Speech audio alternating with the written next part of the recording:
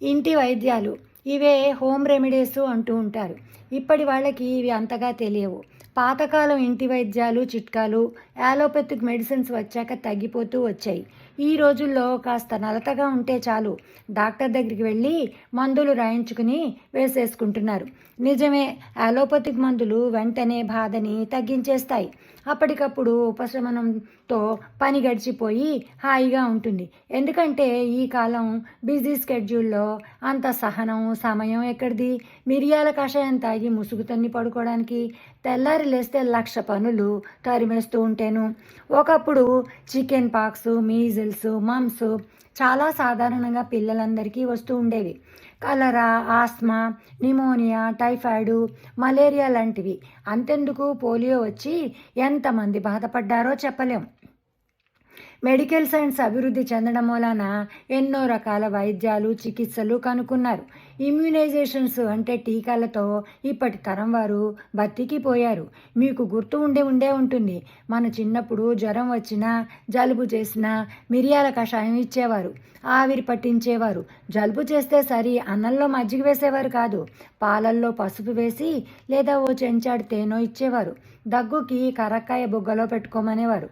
కడుపు నొప్పి వస్తే నేతిలో వాము వేయించి వేడి వేడి అన్నంలో కలిపి పెట్టేవారు. లంకణం పరమౌషధం అని ఒంట్లో బాగుండకపోతే ఉపవాసమే మందు. ఎక్కువ తిన్నిచ్చేవారు కాదు, పథ్యంలో పెట్టేసేవారు. పథ్యం అంటే డైట్ అన్నమాట. సులువుగా అరుగుతాయి అని ఆనపకాయ, పొట్లకాయ, బీరకాయ లాంటి కూరలు పోపుల్లో వేసి పెట్టేవారు.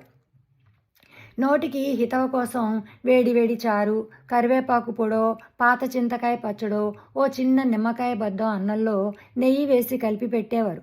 నొప్పులకి ఉప్పు కాపు లేదా ఇసుక వెచ్చపెట్టి గుడ్డల్లో చుట్టి కాపు పెట్టేవారు. ఇలా చిన్న చిన్న చిట్కా వైద్యాలు చేస్తూ ఉండేవారు. ఇంట్లో బామ్మలు, అమ్మమ్మలు, అత్తయ్యలు, పెద్దమ్మలే పెద్ద నర్సులు పిల్లల్ని ఎంతో జాగ్రత్తగా చూసుకుంటూ ఉండేవారు. చంటి పిల్లలకి జీర్ణశక్తి పెరగాలని ఓ చెంచాడి నెయ్యి మొదటి ముద్దలో కలిపి పెడుతూ ఉండేవారు.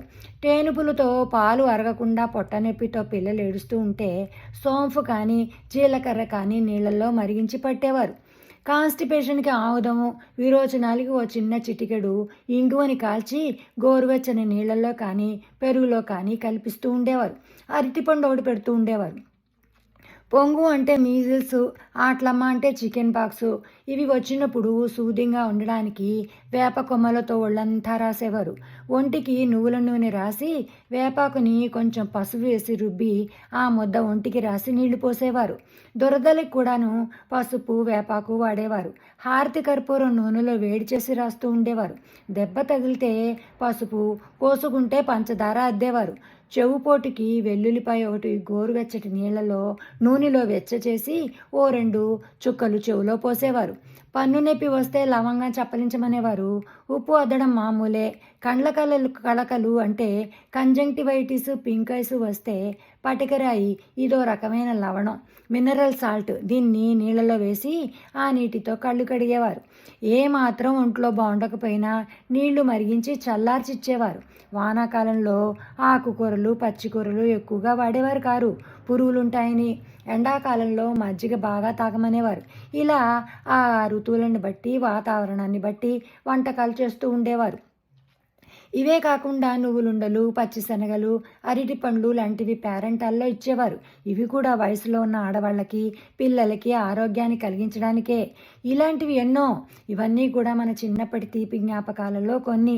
మందు కంటే కూడాను ముఖ్యంగా బామ్మ, అమ్మమ్మల యొక్క మమకారం, సేవ, ప్రేమ, ఆప్యాయతే సగం జబ్బు తగ్గించేసేవి. ఈ నా ఆడియో బ్లాగ్ నచ్చితే నలుగురితోనూ పంచుకోండి. ఉంటా మరి. ఉమాబొమ్మ కంటి.